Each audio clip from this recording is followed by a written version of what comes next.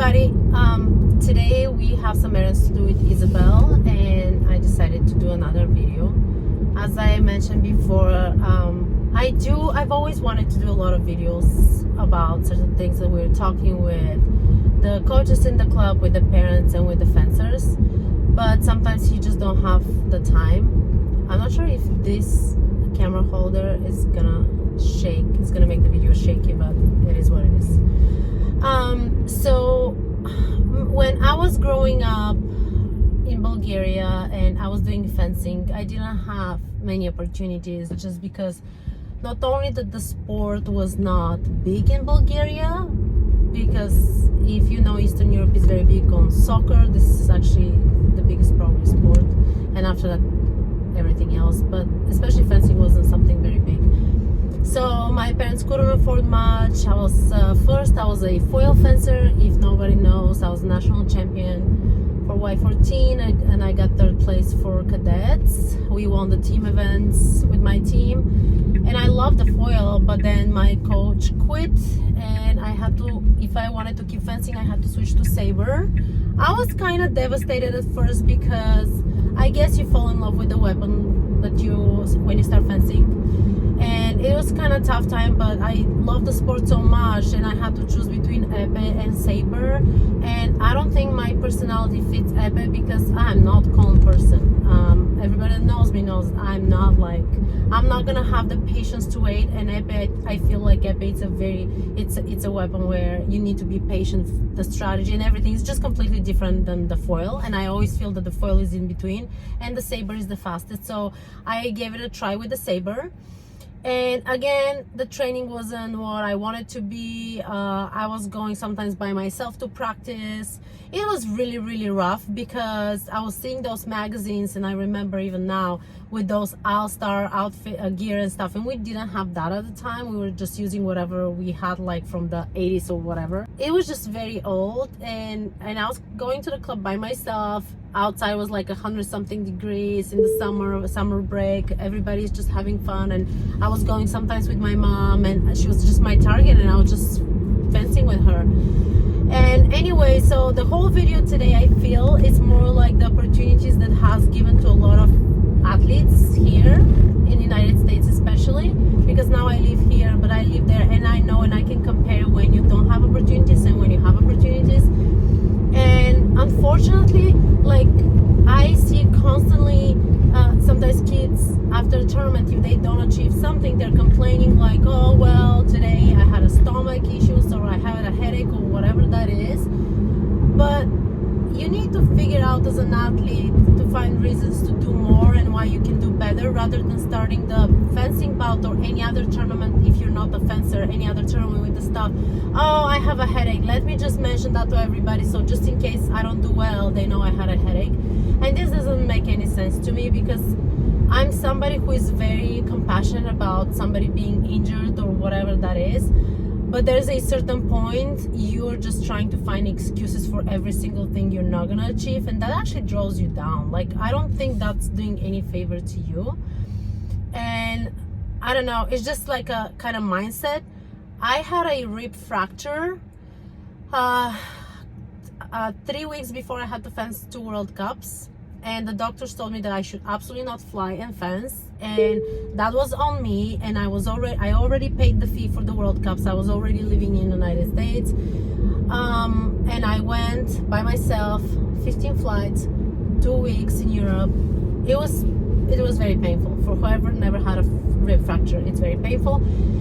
But I knew that I'm gonna regret not going, so that made my own decision. And you know, I don't think it's always right when you go against doctor's orders, but I'm just explaining something that I saw this as an opportunity, and I was dreaming of going to those World Cups and stuff. And it's just like something you gotta figure out with yourself. What are you willing to sacrifice and not? And when you're a professional athlete, even though the fencers are not getting paid as other athletes, I still call them professionals, because all those kids are training almost every day.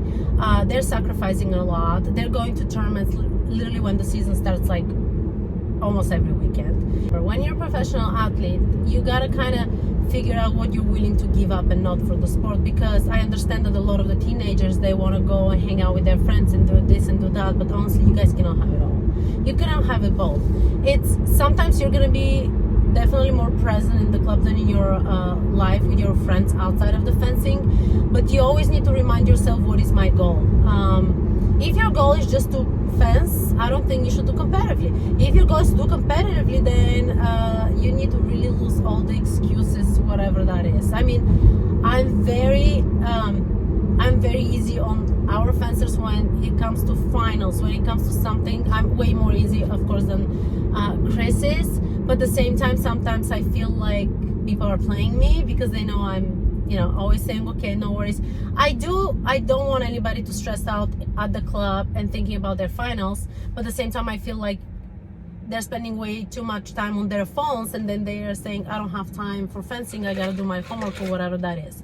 And if they check how much time they spend on their phone, it kind of doesn't make sense, but it's everybody's decision. So the bottom line is, you gotta figure out what your priorities are, and don't find reasons that you're not gonna succeed, or find reasons why you should skip practice. Actually find reasons why you should do practice.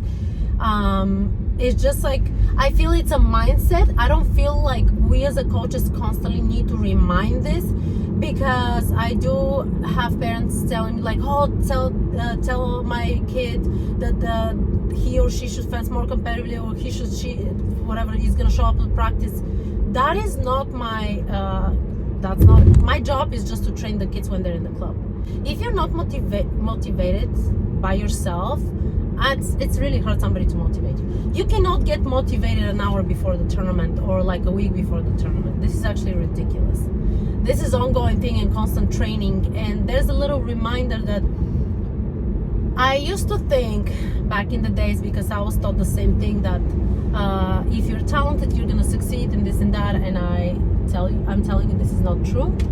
You don't need just the talent, you need the hard work. And sometimes the hard work, actually not sometimes, in most cases, the hard work is beating the talent. So you just have to set goals and go for it. And it's not gonna be easy, and you're not always gonna achieve what you're gonna set your goals for, but you're still gonna achieve pretty amazing things. And when you do, make sure you're grateful, make sure that you're celebrating those victories, because many times, even we as a coaches, not only our club, like any coach, we tend to forget the little victories that are leading us to the big ones. And I think for the athletes is the same thing, for the parents is the same thing. It's a little bit like, okay, let me sit back and just celebrate all the success that we've had as a club, or all the success, if I'm an athlete, I had, or my teammates, because when your teammates are succeeding, you're succeeding as well, because you're trained with them. This is something that many people don't need to forget. We need the teammates. The teammates are a very crucial part to your success. Coaches, parents, everybody in the same thing. Everybody just needs to be together. So this is pretty much it. Make sure you show up for practices. You're not doing a favor to your coaches when you show up to practices. You're doing yourself a favor. And dream big, go big, and fencing is just a stepping stone to something bigger in your life. You just have to make sure that you always stay in the right path, and don't let other people influence you to just skip practices, skip school, whatever that is. And that's it from me from today. And now we're going grocery shopping, because that's my mom life hat. And I'll see you guys in my next video. Bye.